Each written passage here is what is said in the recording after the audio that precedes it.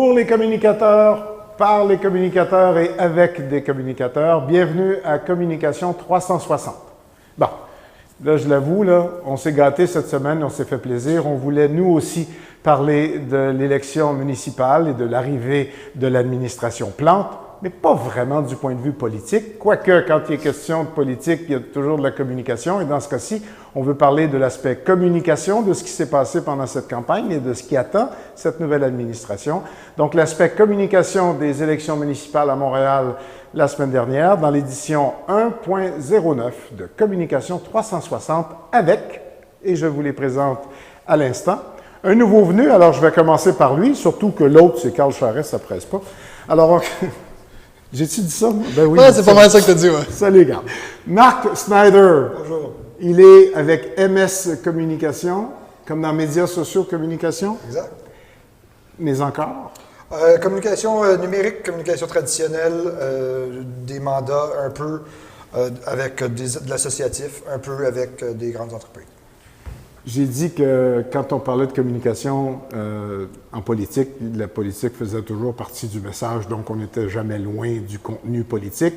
C'est vrai pour vous aussi? Effectivement. D'ailleurs, un de vos invités, M. Batulski, a récemment dit que gouverner, c'était de communiquer.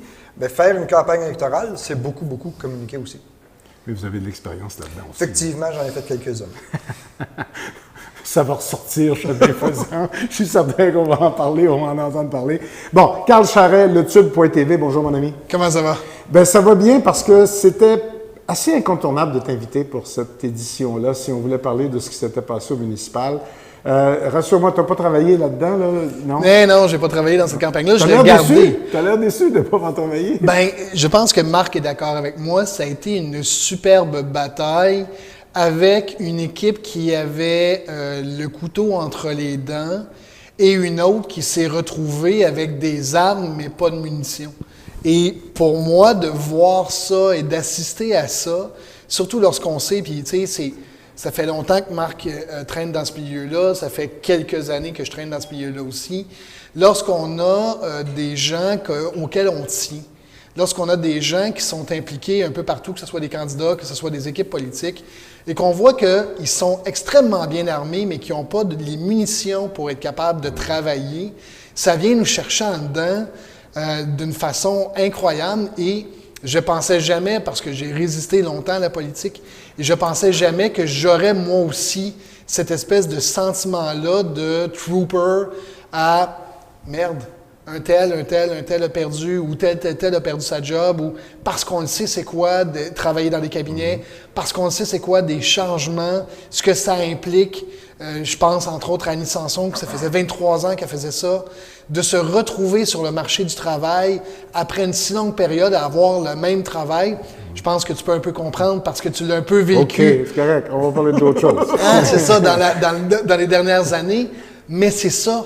Donc, pour moi, oui, je l'ai vécu sideline, mais je l'ai senti, j'ai vécu et j'ai écouté. Personnel, quasiment. Oui, quasiment, okay. Parce qu'il y avait trop de monde impliqué, surtout à Montréal, qui est une ville que j'adore et que j'habite. Bon, vous êtes tous les deux très médias sociaux. Ça tombe bien, on va en parler des réseaux sociaux dans cette campagne. Je recule pour que vous me fassiez signe de quel veut se lancer d'abord. Ben, moi, ce qui m'a surpris, c'est que il y a 4 ans, Denis Coderre a été élu en partie à cause de son utilisation personnelle des médias sociaux. Ouais. Là, c'est un peu parce qu'il ne les a pas utilisés ou mal utilisés, ou c'est parce qu'il s'est fait damer le pion par l'équipe de Projet Montréal? Expliquez-moi. C'est très surprenant parce qu'effectivement, il y a 4 ans, l'équipe Coderre avait fait une très bonne job sur les médias sociaux avec la communication numérique et leur base de données. Parce que les 3 éléments sont là. Ton site, tes médias sociaux, puis ton database. Et cette année, un peu comme plusieurs analystes disent que généralement, il a peu ou pas fait campagne, l'équipe a peu ou pas fait campagne, ils se sont beaucoup assis sur leur laurier. On dirait que ça s'est transposé du réel au numérique et aux médias sociaux. Et c'est clair que les gens de Projet Montréal, qui sont des gens qui sont un peu plus jeunes, il faut le souligner, ont pu en profiter énormément. Ils ont-ils fait une campagne moderne, Projet Montréal, en médias sociaux? C'est drôle parce qu'ils ont fait une campagne moderne avec des vieux outils. Et c'est fou de constater qu'ils ont pris énormément de trucs que Marc a fait dans le passé, que j'ai fait dans le passé. On fait juste penser à récemment, ils ont posté une annonce comme quoi on peut envoyer des CV. Le problème, c'est qu'au lieu de réfléchir et de penser à une boîte CV commerciale ou quelque chose, ils ont mis la boîte de la pauvre demoiselle qui s'occupe des réseaux sociaux. Sa boîte a été inondée, elle n'est plus capable de lire ses courriels et elle a passé à peu près la soirée ou la nuit, de ce qu'on me dit, à nettoyer sa boîte courriel. Donc, il y avait Nation Builder qui est probablement le pire outil qu'il n'y a pas dans la gestion de data. Ce qu'on me dit à l'interne, c'est que la plateforme a cessé de fonctionner et les appels ne fonctionnaient pas le jour du vote. Donc, ils ont eu énormément de problématiques parce que, bon, fin renard, je me suis informé avant l'entrevue.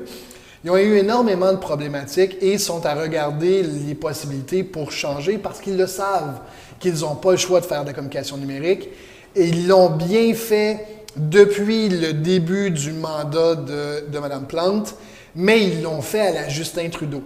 J'ai hâte de voir des fonctions où j'ai hâte d'être surpris. Pour l'instant, j'ai un copier-coller de ce qui a été bâti par l'équipe d'Ottawa et j'ai hâte d'aller au-delà de. C'était magnifique de voir les photos, de la voir arriver au métro. On a vu exactement la même chose à Métro Jarry, il y a de cela 2 ans avec Justin Trudeau. Donc, j'ai hâte de voir qu'on va plus loin. Marc le dit, ce sont des jeunes, ce sont des gens qui sont supposés être nés avec la technologie. Moi puis lui, on est plus vieux. Puis on nous dit « Ah ouais, mais vous autres, vous êtes rentrés dedans, puis vous rattrapez. » Ouais, non, mais il y a des idées. La sagesse, des fois, je ne pensais jamais dire ça, la sagesse, des fois... Ça commence à 40 ans, ça. Ah, c'est ça, OK. La sagesse, des fois, amène des idées parce que on ne prend pas la première qui nous passe par la tête, on prend la première qui est un peu plus poussée, qui est un peu plus fouillée, qui est un peu plus creusée. Et là, ben, ce qu'on voit pour l'instant, ce sont les premières idées qui sortent. Ce sont des bonnes idées, c'est beau, c'est correct, mais il risque d'avoir trop de parallèles rapidement avec ce que font les libéraux fédéraux. En tout cas, ils utilisent pour l'instant les mêmes stratégies, les mêmes moyens. Là. Ça, c'est pour les médias sociaux. Mais pour la campagne générale, mettons qu'on part du mois de juillet jusqu'à l'élection, dans tous les autres médiums, ils ont été extrêmement stratégiques. Et Sur les médias sociaux, ils ont été très tactiques. On voit beaucoup de flash, on voit beaucoup de beaux clins d'œil, le jeu vidéo, tout ça, là, la vidéo où est-ce qu'elle fait son triathlon, tout ça, c'est des beaux flashs. Mais c'est tout à fait tactique. C'est du renforcement de ce qu'ils faisaient dans le reste de la campagne. Dans le stratégique, là, par contre, ils ont été pas mal forts. Le projet Montréal a élu une femme qui était essentiellement inconnue l'an passé. Et elle se présentait contre un homme hyper connu. Exact. Donc, le plus gros problème qu'ils avaient, c'était un problème de notoriété. Mais ils l'ont-tu assez bien réglé, juste un peu? La campagne c'est Uppercut, l'agence qui l'a faite. L'homme de la situation? Magnifique. On a tout de suite... Ça nous parlait énormément. Mais, juste avant de continuer là-dessus, Marc, parce que c'est important, est-ce que c'est vrai qu'ils n'ont vraiment pas beaucoup dépensé sur le nombre de panneaux, que c'est la campagne de presse qui a suivi les médias et les médias sociaux qui ont fait la différence? Corrige-moi, je me trompe, je pense qu'il y avait 3 ou 4 panneaux. Il n'y en avait pas beaucoup, en tout cas. Il y avait vraiment peu de panneaux, l'homme de la situation, mais les photos se sont mis. Ben, c'est et ça. si on regarde, c'est à peu près toujours la même photo qui circule. Les photos se sont mis à circuler en grand nombre, et c'est cette photo ou ces 2-3 photos-là qui ont circulé. Et le slogan, l'homme de la situation. Exact. Et c'est là que ça a commencé. La même chose. Et c'est pas pour casser du sucre sur une organisation par rapport à une autre, mais énormément des pancartes qui ont fait jaser, ce ne sont pas les pancartes des candidats du côté de Projet Montréal. Ce sont les pancartes des projets. Des thématiques. Des thématiques. On est allé, on a fait des pancartes de thématiques. Ce qu'on a fait du côté de l'équipe de Nicodère, c'est « laissez-nous continuer ». Oui, mais continuer quoi? Et c'est quoi les idées? Donc, d'un côté, on a fait une campagne d'idées. De l'autre côté, on a fait une campagne « laissez-nous le volant ». Et donc, le contenu et le contenant étaient arrimés, et c'est là que ça a frappé fort. puis ça a frappé l'imaginaire, mais il y avait déjà cette campagne du début qui a lancé la balle. Première chose, augmenter la notoriété de Mme Plante. Et à quelque part en septembre, quand la campagne commence pour de vrai, elle est toujours derrière, mais elle est dans le même univers. Denis Coderre est connu par essentiellement 100% des électeurs. Pendant la campagne, on tombe dans les contenus, les thèmes. Et là, quand tu es un parti d'opposition qui veut aller prendre le pouvoir, tu dois aller marier la volonté de changement, donc de l'innovation, puis de quelque chose qui te fait pousser plus loin, mais en même temps, il faut que tu fasses attention pour ne pas faire peur à tes électeurs. Donc, il faut que tu mettes de la rigueur là-dedans. Il faut que tu mettes de l'audace dans le changement, mais de la rigueur dans la façon de faire. Et ça, ils l'ont fait très bien. L'autre chose qu'ils ont faite, c'est qu'ils ont contrasté très positivement, je trouve, avec le personnage Coderre et le personnage Plante. Pas de squelette, pas de cachette. Ils ont publié des photos où est-ce qu'elle est super souriante, puis lui, il est super la bête. Alors, ce contraste-là, ils l'ont fait correctement, positivement. Dans le cas de l'équipe Coderre, Carl le disait, leur premier truc, c'est on continue le travail. Laissez-nous continuer, on continue le travail. OK, quel travail? Excellente question. On ne le sait pas exactement. Et après ça, le contraste qu'ils ont fait avec l'équipe de projet, c'est un contraste beaucoup plus négatif. Ils font sortir M. Chetlian, Mme Sanson.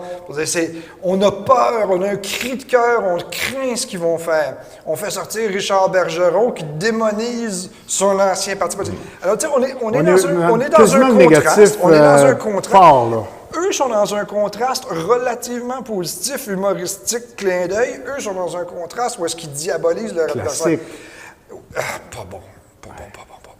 Bon, il y a deux affaires, mais le sourire est sorti. Je veux qu'on en parle du sourire parce que tout le monde a dit c'est la victoire de la nouvelle politique, c'est la victoire de la nouvelle façon de faire, c'est la victoire de la fraîcheur, du sourire. Ça a toujours marché en politique, le sourire, non? Oui, ça a fonctionné, mais là, on a des gens, en fait, puis Marc en a fait, j'en ai fait, on a tellement peur de faire des erreurs qu'on ne prend pas la peine de sourire. Quand on voyait le ministre Coiteux, qui est un des gars dans le perso, qui est un homme très, très drôle, qui est un homme super sympathique, avec sa femme, il est délicieux, c'est un gars super avenant, il est poli, il est incroyable. Tu me surprends, là. Tu me surprends vraiment, là. Mais c'est pas l'image qu'il dégage. Mais ce n'est pas du tout l'image qu'il dégage. Pourquoi? Parce qu'il a peur que les médias utilisent cette donnée-là contre lui. Et je pourrais nommer des ministres qui sont des gens sur qui on casse du sucre énormément et qui sont des gens archi sympathiques. J'en connais énormément dans les deux gouvernements. Ben là, on est dans les coms purs, là. Mais des élus désagréables, c'est extrêmement rare. Ces gens-là sont gentils. Ils n'ont pas le choix de l'être parce que ils ont, et je suis désolé, puis je vais me faire taper ses doigts par bien des journalistes, mais surtout à Québec, il y a des journalistes qui jouent au vautour et les ministres ont peur. J'ai une ancienne collègue qui est rendue au provincial en Ontario. Et elle me dit, c'est tellement magique, on va manger avec les journalistes. Aller manger avec des journalistes au Québec, là, tu sais, pas de façon secrète, dans un restaurant, dans l'arrière-boutique. Non. Sur la vitrine, jaser, discuter, avoir une vraie discussion, avoir un challenge d'idées. Qu'est-ce que tu en penses? On n'est pas là. On n'est pas là. Et qu'est-ce qui est arrivé à M. Coderre? Ben, le lendemain ou surlendemain, il y avait un papier dans la presse qui décriait le fait qu'il est allé s'asseoir avec une journaliste pour dire, écoute, le municipal, là, je suis pas sûr, peux-tu m'aider, peux-tu me guider? Et ce qu'on lisait dans les médias sociaux, c'est la candeur et la fraîcheur que Denis Coderre a voulu avoir en disant, écoute, j'arrive du fédéral, là, pas sûr que je comprends le municipal, j'ai besoin d'aide, qui est une candeur ontarienne, aujourd'hui est servie contre lui en disant, ben regardez, Plante non plus, elle ne sait pas quoi faire, mais c'est correct. Et moi, ça vient un peu me chercher parce que pour moi, qui est un passionné de politique, qui tripe sur la politique, et tu le sais comme moi, Louis, puis Marc le sait, le 100 jours, le fameux 100 jours, les 100 premiers jours, c'est quelque chose d'important. Et je lisais hier dans mon hebdo local, il va en rester de moins en moins, mais il m'en reste un dans Vidré, ma nouvelle mairesse dans Vidré qui dit, ben moi je ne sais pas ce que je vais faire de mon premier 100 jours. Et ça, j'espère que la tonne de CV qu'ils auront reçus va permettre de corriger rapidement, oui, des erreurs de candeur, mais au-delà de la candeur, et on le voit avec Justin, puis je ne veux pas retomber parce qu'on a déjà fait une capsule là-dessus, mais la candeur, elle est disparue. Oui. Fait qu'il y a toujours eu de la candeur. Le problème, c'est qu'on attend les gens au tournant avec une brique et un fanal. Là, ce qui va être différent, en fait, Valérie Plante va avoir la chance que Kim Campbell n'a jamais eue. La chance de pouvoir faire des erreurs parce qu'elle est une femme. Kim Campbell, on l'a traité comme un homme. On ne lui a jamais donné la chance de faire des erreurs. Lorsqu'elle se mettait les pieds dans les plats, on ne lui pardonnait pas. Je pense qu'on risque de pardonner beaucoup plus à Mme Plante, de par le contexte social de ce qui se passe aujourd'hui, de par plein de choses. Et je trouve ça triste pour Mme Campbell, qui aurait été une bonne première ministre. Là, on a fait un grand tour. D'aucuns diraient que c'est aussi parce que beaucoup de journalistes habitent Rosemont, la petite batterie, le plateau Mont-Royal, Outremont, et sont plus à gauche de l'échiquier que Kim Campbell était. Je suis parfaitement d'accord. Moi, je dirais pas ça, mais certains diraient ça. Moi, je peux te porter sans problème. Toi, t'es pas langue sale, mais... Mais même passe la pote pour que je le sois. C'est bien correct, Slider, hein? On le sait. Puis c'est moi qui habite le plateau, puis je le filerai. Bon, là où je m'en allais avec le sourire, la nouvelle politique, la nouvelle façon de faire, c'est... Est-ce qu'il y a aussi, puis là on est plus dans le politique que dans la communication, c'est de ma faute, je m'en confesse, mais je veux vous entendre là-dessus. Est-ce qu'on est dans le dégagisme, au sens où le dégagisme est en train de prendre, de devenir tendance? Il y a de ça. C'est pas tant la volonté d'élire des nouveaux qui est tendance, c'est de sortir les plus anciens. L'expérience, ça a toujours été un positif. Là, beaucoup moins. Mais il y a une équation là, avec les milléniaux aussi qui prennent de plus en plus de place. Absolument. Je veux dire, ceci explique cela. Là. Ça en fait partie. Et le genre, et le fait que ce soit de plus en plus de femmes qui sont élues, ça fait partie de la même mouvance. Les gars qui ont été là au pouvoir pendant des années, tous ceux qui se sont fait sortir au municipal avec des scandales ou quasi-scandales de corruption, collusion, ci, ça, tous des hommes. Tous des hommes dans la soixantaine, dans la fin de la cinquantaine, début de la soixantaine. Il y a une exception, c'est Mme Normando, mais tous les autres, c'est ça. Alors, on cherche une autre formule, on cherche un autre type de personnage, puis on cherche quelqu'un qui s'exprime différemment. Il n'y a pas beaucoup d'associations qu'on peut faire entre Donald Trump et Valérie Plante. Non. Mais la façon de parler de façon très personnelle, De parler vrai. ça se ressemble. La candeur, Bon, puis... ce qu'ils disent, c'est pas la même chose, mais la façon dont ils le disent, c'est pas si loin que ça. Quand tu dis le parler vrai, c'est que même s'il ne parlait pas faux, on a l'impression qu'il parlait faux dans la communication, avec des choses comme M. Coiteux dont tu parlais tantôt. C'est la cassette. C'est ça, c'est C'est la la langue de cassette. bois, c'est la cassette. Je donnais une entrevue cette semaine dans le grenier aux nouvelles où on me demandait c'était quoi de faire de la rédaction politique. Et la journaliste me demande à la fin, elle dit « Pourquoi la langue de bois? » Et la langue de bois, ça revient à ce que je disais sur M. Coiteux tout à l'heure. C'est la peur de faire une erreur. C'est la prudence. Exact. Donc, À l'excès.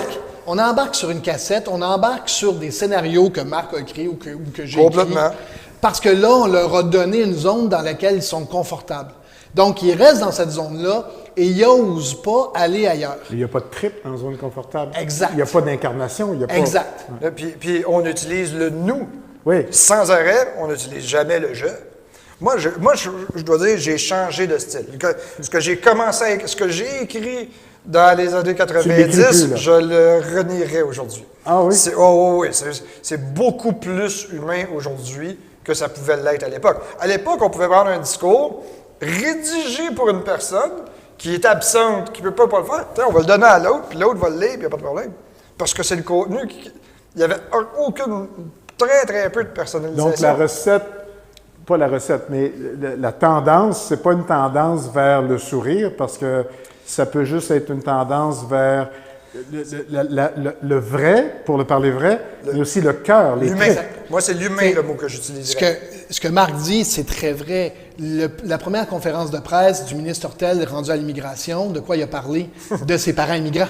Ouais. Et de lui-même être un fils d'immigrant et qu'il comprend la situation parce qu'il est fils d'immigrant.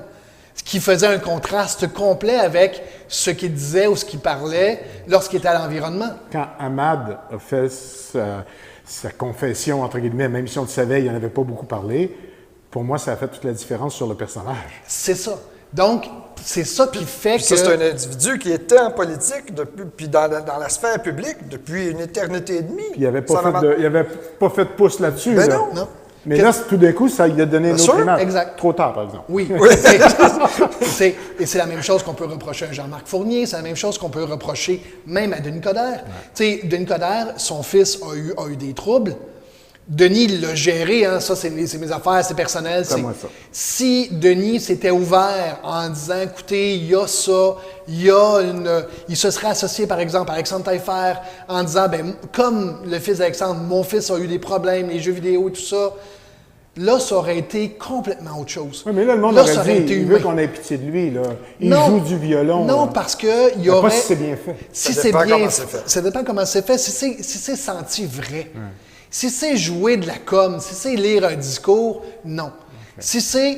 Écoutez, là, OK, là, donnez-moi 3 secondes, là, je vais juste prendre une respiration. là. Ce qui arrive en ce moment, là, c'est, je souhaite ça à aucun parent, aucun père, aucune Ça mère. fait un job, puis en même temps, ça vient du cœur. Ça vient du cœur, puis c'est vrai. Et c'est ça que Mme Plante avait. Je peux-tu juste dire que, en ce qui me concerne, les pires langues de bois, c'est les journalistes? Je peux-tu juste dire ça me fait du bien? Non, mais c'est vrai. Non. Les formulations journalistiques, c'est à un moment donné... Éculées depuis des années. C'est la langue de bois. C'est bon. effectivement la langue de bois. Alors, c'est parce qu'ils se parlent entre eux autres. Puis Oui. ils se passent des messages entre eux autres. Combien de fois j'entends un ministre parler, puis je me dis, il est en train de parler à son premier ministre, là. Il est en train de parler à un autre ministre qui n'a pas été d'accord avec lui au cabinet. Mais pourtant, il est en train de parler à un journaliste qui, lui, décode ça, trouve ça bien drôle. Mais au bout du compte, c'est le public qui écoute, puis le public, il n'en a rien à cirer de ça. Il ne comprend pas. Bon. Le Alors, public j'avais comprend raison pas. tout ce temps-là. là. Oui. Oui, OK, bon. J'ai déjà dit à des gens qui étaient en politique depuis plusieurs années, des organisateurs, des communicateurs, je dis, vous êtes le poisson dans l'aquarium. Nous autres, on est à l'extérieur, puis on regarde l'aquarium, puis il est bien intéressant. Mais l'algue qu'il y a de plus ou de moins, on s'en fout complètement. Il y a juste vous autres dans l'aquarium, et les journalistes sont dedans aussi, là, ceux de la tribu de Ils la ont un presse. scaphandrier différent. littéralement. Absolument. Ouais, c'est tout. Le début de la conférence de presse de Sébastien Proulx était bon là-dessus sur le nouveau projet des écoles, où il a sorti des termes techniques Ouais. et il a fait, OK, en clair, là, ce que ça veut dire, c'est... Mais en clair, ce que ça veut dire, c'est... D'un, j'ai retrouvé mon vieux chum du secondaire puis du cégep, puis vieux chum à Marc aussi. Exact. Mais de l'autre, j'ai retrouvé le vrai gars. Absolument. C'était pas le politicien qui parlait. C'était un gars qui portait le projet, qui croyait pour vrai en ce projet-là. Et c'est ça qui est le fun, c'est ça qui est trippant. C'est ça qui est différent. C'est ce qu'amène Valérie Plante. Et c'est drôle parce que la caricature de Chapelot de ce matin, elle est parfaite. Elle a eu sur le budget pas respecté, puis les cachettes, les surprises, elle a eu exactement le même discours que tous les gouvernements et tous les changements de gouvernement depuis le début. Elle le fait avec le sourire. Ouais. Et si on a regardé tous les médias sociaux hier, encore une fois, M. Coderre se faisait planter des couteaux dans le dos, alors que lui-même avait un manque à gagner de 150 millions. Vous me direz que c'est 200 millions de moins, c'est correct, mais il y a toujours eu, en changement de gouvernement, ça a toujours été la première stratégie de com'. On sort le manque à gagner du gouvernement précédent parce que si on n'est pas capable de faire dans les 100 jours ce qu'on a promis, ben on a un fautif. Oui, mais si tu fais Sauf rire en que, disant- parce que si le trou, c'est pas un trou dans le budget de cette année, c'est pas le budget en cours, c'est le budget suivant. C'est tout à fait normal qu'au mois de septembre, octobre, novembre, le budget de 2018 ne soit pas encore, s'il y a des choix à Ça faire. pas équilibré, là. M. Coderre, il y a un an, avait un taux budgétaire de ça, puis il l'a réglé dans les semaines qui venaient pour pouvoir présenter un... Là, on est rendu dans le budget, mais je vous ramène à l'essentiel de ce que je comprenais de ce que vous me disiez. Si on est en train de se faire élire en disant qu'on va faire les choses différemment. Ben, juste sourire en disant la même chose que ce que tous les autres avant ont dit, c'est pas assez, là. Ça ne peut pas tenir la route, ça. Non, c'est pas assez. Puis il faut revoir la fonction. Et c'est là que les options citoyennes, un peu comme j'ai fait avec les citoyens en France, puis la Maison des citoyens. Je me demandais combien ça a pris de temps? 25 minutes. Hey, OK. quand même! Ah, je te niaise! Quand même, j'ai pris Je du te niaise! Bon. Un peu comme essayait Longueuil citoyen. Non, mais il y a un fond de vérité, pas juste de vérité, mais il y a une leçon dans ce que exact. tu dis. Là. Exact. Un peu comme la Ligue, tu sais, la Ligue des citoyens essaie de le faire aussi. Un peu comme l'Institut du Nouveau Monde a essayé d'en parler cet été. Il y a une volonté de décentraliser le pouvoir. On a centralisé énormément de décisions en disant ça va couper des coûts. Mais de décentraliser et de demander aux gens, OK, j'ai le choix, un peu comme on a demandé aux enfants à cette élection-ci, qui est un geste que j'ai trouvé magnifique. Oui, c'était beau. Ça faisait des belles images. Exact. J'ai le choix entre une pomme et une banane. Je ne peux pas avoir les deux. Je prends quoi? Et ce sont des mini-référendums. En Suisse, ça fonctionne très, très bien. Je suis allé à Genève, je suis allé à Lausanne, on a regardé comment ça fonctionnait. Ça fonctionne super bien. Et on demande aux gens, on fait des mini-référendums, on fait des votes populaires. À Shawinigan, on n'est pas obligé d'aller jusqu'en Suisse. À Shawinigan, Marc-Angé l'a fait juste avant les élections. Pas besoin d'aller se louer avec ça. On l'a fait à Montréal. Oui, avec le CPM, avec l'Office de consultation publique. L'arrondissement du plateau Mont-Royal. On sait bien que vous autres, le plateau. Lorsque j'y étais. La platocratie, ça.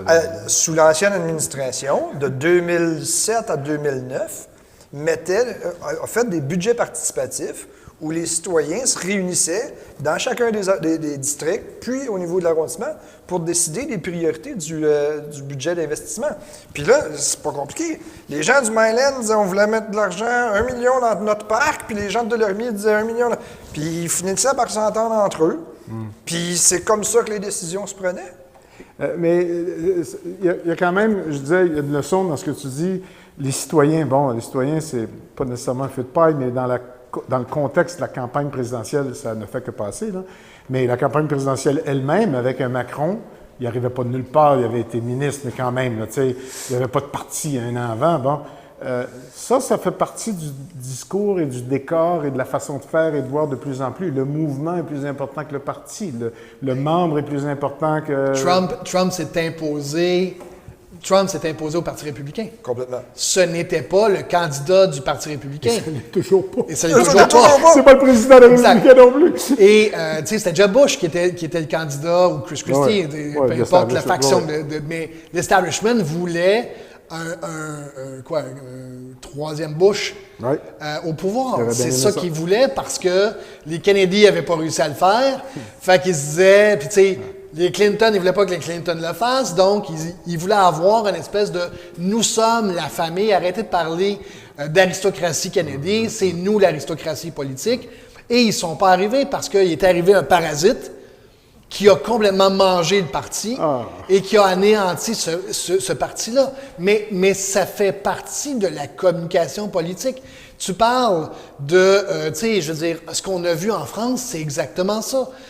En Allemagne, ça a failli arriver. Oui. À Trois-Rivières, on n'est pas obligé d'aller très, très loin. Yves Lévesque a dit « je ne veux pas faire campagne ». Et il s'est fait chauffer les fesses. Ah oui. Puis à Sherbrooke, il s'est fait sortir par quelqu'un qui n'avait pas de parti. Ouais. Exact. Donc, par des gens qui avaient une volonté, des gens, et j'ai jasé avec l'organisation d'Aubin, le candidat contre Yves Lévesque dernièrement, et il me disait, si on avait été capable de travailler ensemble, et si ça n'avait pas été juste de la gauche, ça devait être du monde du plateau qui ont déménagé à Trois-Rivières. Si ça n'avait pas juste été de la gauche, on aurait probablement été capable d'y chauffer les fesses encore plus. Mais pendant plusieurs minutes, les gens à Trois-Rivières, les gens qui appuyaient le maire sortant Yves Lévesque, ont eu chaud. Parce que ça a été serré dans les premiers mois. Pour la première fois en 15 ans. En 15 ans, exact. mais là où les gens de Projet Montréal vont avoir à travailler fort, je te parlais tantôt de la stratégie de campagne, de juillet jusqu'à novembre, et ça avait été bien pensé, bien exécuté. C'est clair qu'il n'y a pas eu autant d'efforts dans la stratégie du lendemain. Puis le uppercut ne peut pas régler leurs problèmes. Là. Ben, Il s'appelle uppercut. Je les ai appelés en passant. Là. Ah bon? Ils disent uppercut au téléphone. En tout cas, c'est peut-être juste la réceptionniste. Ça. Mais tu as raison, au bout du compte. Tu sais, lundi matin, là, c'était clair qu'il y avait beaucoup moins de stratégie. Là. Oui. On est là. Ben, il était débordé de courriels, en tout cas. Complètement. Alors, il va falloir qu'ils s'assoient très, très rapidement et dire, OK, nos 3-4 priorités sont ceux-ci, puis on travaille là-dessus. Le définir leur 100 jours. En contenu, mais en contenant aussi, en communication, parce que c'est là que ça va se passer. Là. Puis là, parce qu'il faut qu'elle livre, au moins dans la perception. Là. Et ça va prendre, puis tu sais, c'est pas pour lancer nos propres trucs à moi, mais ça va prendre des vieux de la vieille comme Marc et moi. Pour être capable de dire, écoutez, on n'a pas besoin de vous autres tout le long, mais on a besoin de vous autres juste pour nous aider, puis nous encadrer, puis après ça, on va faire. Parce que sinon, et Dieu sait que Gerald Butts est un de mes idoles au niveau campaigner. Mais là, il souffre. Mais sinon, on va vivre exactement ce que Justin est en train de vivre, où là, même les médias américains font comme, OK, le petit Superman, là, it was a little bit too much. C'est un peu trop. C'est un peu trop. Fait que lorsque la com commence à jouer sur le « j'ai un peu mal au cœur », c'est un peu trop, là. Parce qu'il manque de contenu. Il y a juste de la communication et il n'y a pas le contenu à l'intérieur de la communication. Voilà. Et c'est ce qui risque d'arriver à Valérie Plante. C'est ce qui risque d'arriver à des nouveaux candidats et à des jeunes candidats qui sont passés et qui n'ont pas l'expérience ou l'expertise de vieux routiers. Parce que rapidement, on va demander à Amélie Tullier, on va demander dans Villeray, on va demander dans énormément de secteurs, à ce que dans Hochelaga Maisonneuve, on va les comparer avec des gens qui sont là depuis 8 ou 20 ans. Ménard, 20, je ne sais plus combien d'années. Ménard qui était là longtemps, Annie Sanson qui était là longtemps, Arouche Tiliane qui était là longtemps. On va comparer ces gens-là et on va dire, ouais, mais c'était meilleur avant. Ben oui. Et là, c'était meilleur avant, c'est là que la com ne fonctionnera plus. Et c'est là qu'il faut arriver avec du concret. T'es maire d'arrondissement demain matin, t'es boss d'une fonction publique, col blanc, col bleu, professionnel, d'assez grande taille, tu gères des millions de dollars, puis tu prends des vraies décisions. Si t'es pas prête à ça, prépare-toi vite. Là. C'est beau, vous venez de mettre vraiment en pleine face ce qu'ils ont sur le bout du nez en ce moment. On verra ce que ça donne. Je suis très déçu parce que ça a duré plus longtemps que je voulais. Puis tantôt, quand on parlait de langue de bois, puis d'être naturel, puis tout ça, je voulais absolument parler de Mélanie Joly, mais je n'aurai pas le temps. Je vous fais plaisir, je pense. N'est-ce pas? Ceci dit, il faut quand même qu'on prenne le temps de se connaître davantage, un tout petit peu. Marc Snyder, MS Communication, c'est... Communication 360, c'est communication tous azimuts, c'est... Oui, bien, c'est un pied dans les communications traditionnelles, puis un pied dans les communications numériques et les médias sociaux. C'est de penser ces deux univers-là, les réfléchir et les exécuter. MS, c'est comme médias sociaux, mais c'est Marc Snyder aussi. C'est surtout Marc Snyder. Le Tube.tv va bien? Le Tube.tv va bien. Le gars va mieux, lui? Il a un petit peu de problème de santé? Petit problème de santé qui vont mieux. Le gars va bien, le Tube va bien. Beaucoup de... C'est le fun parce que on a, entre autres, le Fonds Bell qui nous sort des trucs de découvrabilité sur lesquels on a la chance de travailler. Donc, on a des nouvelles avenues et c'est le fun de voir, je nomme le Fonds Bell parce que ça n'est un, c'est le fun de voir les institutions arriver avec des jokers qui forcent les producteurs à sortir de leur sentier battu et à s'arracher un peu les cheveux en disant « je ne comprends rien ». Et lorsqu'ils disent « je ne comprends rien », c'est des gars comme moi ou comme Marc qui peuvent arriver et changer les choses. Ça va être la même chose en politique et je ne serais pas surpris, puis c'est drôle, en même temps c'est drôle, c'est dommage, mais c'est ça pareil. Je ne serais pas surpris de voir arriver des vieilles têtes connues autour de Projet Montréal, et je ne parle pas de Richard Bergeron ici, mais des vieilles têtes connues autour de Projet Montréal parce qu'ils vont avoir besoin de gens de qualité. Puis ils vont avoir besoin de gens qui vont être assez humbles pour dire, comme Marc a dit tantôt, j'ai changé ma coupe de cheveux puis j'ai un look plus hipster, mais j'ai aussi changé ma façon d'écrire et ça, c'est primordial. Je pense pas qu'il y ait un look hipster. Check les cheveux. Merci, Carl Charest. Jadé, moi. Merci, Mark Snyder. Merci. Je ne l'ai pas fait, on est rendu à 1.09. Merci, Stéphane Pouliot, à la technique de communication 360 chez Format. Merci, Stéphane. Il ne m'écoute même pas. Lève la main. Bon, merci. Et merci à vous d'avoir été des nôtres. Il faut que je vous dise que Communication 360 est publié sur LinkedIn tous les week-ends. On vous envoie des rappels pendant la semaine. Vous allez nous trouver, c'est Format sur LinkedIn. Et puis, vous allez nous voir passer. Et vous serez gentil de le dire aux autres que c'est une émission pour les communicateurs, par les communicateurs et avec des communicateurs. Salut!